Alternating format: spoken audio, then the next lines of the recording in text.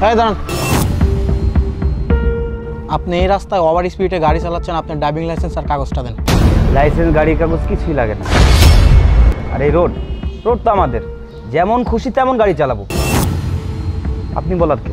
বুঝলাম রোড আপনাদের, কিন্তু আমরা তো আইনের লোক, তাই না? এটা আমাদের ডিউটি। আপনার ড্রাইভিং লাইসেন্স আর গাড়ির কাগজটা দিন। আপনি কি বাংলা কথা বুঝেন না? গাড়ির কাগজপত্র কিচ্ছু লাগে না, হেলমেট লাগে না। রাস্তাই তো আমাদের, এলাকাই তো আমাদের। আপনি এলাকায় নতুন আসছেন মনে হয়, এই জন্য এত কিছু বুঝেন না, আমরা কি চিনেন না। দেখেন, এত বোঝাবুঝির দরকার নেই ভাই। আমি আপনার কাছে ড্রাইভিং লাইসেন্স আর গাড়ির কাগজটা চাইছি, এটা দেন, দিয়ে সুন্দর মতো এখান থেকে চলে যান। আপনাকে এত করে বোঝাই বলতেছি, আপনি কি বাংলা কথা বুঝেন না? আমার পিছনে কে বসে আছে জানেন? এই অত্র এলাকার কমিশনারের মেয়ে। আর যেখানে কমিশনারের মেয়ে আছে সেখানে আপনার কিসের কাগজপাতি লাগবে আমাকে বলেন তো? কমিশনার মেয়ে তো কি হয়েছে? আইন তো সবার জন্য সমান, তাই না? আপনি ড্রাইভিং লাইসেন্স কাগজ দিবেন, তারপরে এখান থেকে যান। সে কমিশনারের মেয়ে আর যে হোক, এটা আমার দেখার বিষয় না। আমার দায়িত্ব আমি পালন করবো। দেন। হ্যাঁ ঈশান, তুই কথা কেন বাড়াচ্ছিস? চল তো। হ্যাঁ দাঁড়ান, আমি যেটা বললাম আপনার কানে যায়নি? আপনার কি মাথায় কোনো সমস্যা আছে নাকি আপনি বাংলা বুঝেন না?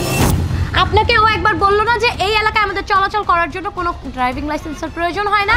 হ্যালো ম্যাম, সমস্যা আমার না, সমস্যা আপনার। আমি আমার ডিউটি পালন করতেছি, ঠিক আছে? আপনি আপনার ড্রাইভিং লাইসেন্স আর গাড়ির কাগজ দিয়ে এখান থেকে যাবেন, তাছাড়া এখান থেকে যেতে পারবেন না। দেখে তো মনে হচ্ছে যে এই এলাকায় নতুন, তাই হয়তো আমাদেরকে চিনতে পারেননি। তা বদলি হওয়ার কোনো চিন্তা ভাবনা আছে নাকি? আমাকে বদলি? অলরেডি আমি 10টা জায়গা বদলি হয়ে এইখানে আসি। এই বদলির ভয় আমাকে দেখায় লাভ নেই। আপনি বান্দরবন দেন আর খাগড়াছড়ি দেন, এটা দেখা আমার বিষয় না। আমার বিষয় আপনার ড্রাইভিং লাইসেন্স আর কাগজ চেক করা, ঠিক আছে? আমি এটাই চেক করবো। আর এটা চেক না করা পর্যন্ত আমি এখান থেকে আপনাকে যেতে দিব না। আমি যদি চাই, আমার বাবাকে যদি একবার বলি, তাহলে আপনার মতো এমন সার্জন 10টা সে তার বাসায় এনে রেখে দিতে পারে, এমনকি আমার সাথে সাথেও রাখতে পারে। এই এলাকায় চলার জন্য আমার হেলমেট আজ পর্যন্ত কখনো প্রয়োজন হয়নি, আর ফিউচারেও কখনো হবে না। হ্যালো, আইন সবার জন্যই সমান, আপনি যে হন, এটা দেখার বিষয় আমার না। আমি আমার বাবাকে কেন শুধু শুধু এই ছোট্টখাটো ব্যাপারের জন্য বিরক্ত করতে যাব?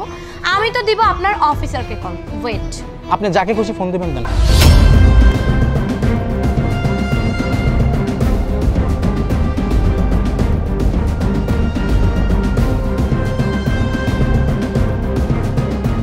বুঝতে পেরেছি, উনি তো বিজি। তা আপনার মতো সার্জেনকে কিভাবে হাতে রাখতে হয় সেটা আমার খুব ভালো করেই জানা আছে। এখানে 1 লক্ষ টাকা আছে, আপনার 6 মান্থের স্যালারি। আশা করি এর বেশি আপনাকে কেউই দিবে না। আর আজকের পর থেকে আমাদের চেহারাটা চিনে রাখুন, আমাদেরকে কখনো রাস্তায় দেখলে আটকাবেন।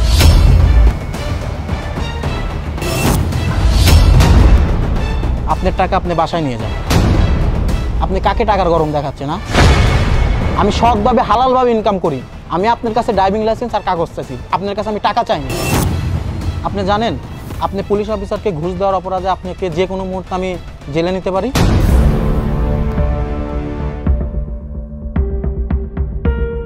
আসলে সরি আমার ব্যবহারের জন্য, আমি আসলে বুঝতে পারিনি। আর আপনি এটা ঠিকই বলেছেন যে আইন তো সবার জন্য সমান। আমরাই যদি এরকম করি তাহলে সাধারণ মানুষ কি করবে? আজকের পর থেকে আর কখনো এমন হবে না। আর আমি আপনাকে কথা দিচ্ছি, আজকের পর থেকে আমরা হেলমেটও ইউজ করব আর কাগজপত্রও সাথে রাখবো, আর সকল নিয়মকানুন আমরা মেনে চলবো। আপনার সাথে কথা বলে আমি যতটুকু বুঝলাম, আপনি আপনার বাবার একমাত্র মেয়ে, কিন্তু তাই বলে এইভাবে বেপরোয়াভাবে গাড়ি চালাবেন বলুন? আসলে আপনাদের কাছ থেকেই তো আমাদের সাধারণ জনগণ শিখবে কিভাবে দেশটাকে সামনের দিকে নিয়ে যেতে হয়। কিন্তু আপনারা যদি এই ব্যবহারগুলো করেন তাহলে এরা কি শিখবে বলুন? আর আপনাকে এবারের মতো মাফ করে দিলাম, নেক্সট টাইম থেকে এই ভুলগুলো করবে না। যখনই বাইরে বের হবেন অবশ্যই ড্রাইভিং লাইসেন্স, হেলমেট আর গাড়ির কাগজ নিয়েই বের হবেন, ঠিক আছে? জি, আজকের পর থেকে আমরাও আইনের প্রতি শ্রদ্ধাশীল হব। আসি? ঠিক আছে, আসুন। আর হ্যাঁ, টাকাটা নিয়ে যান।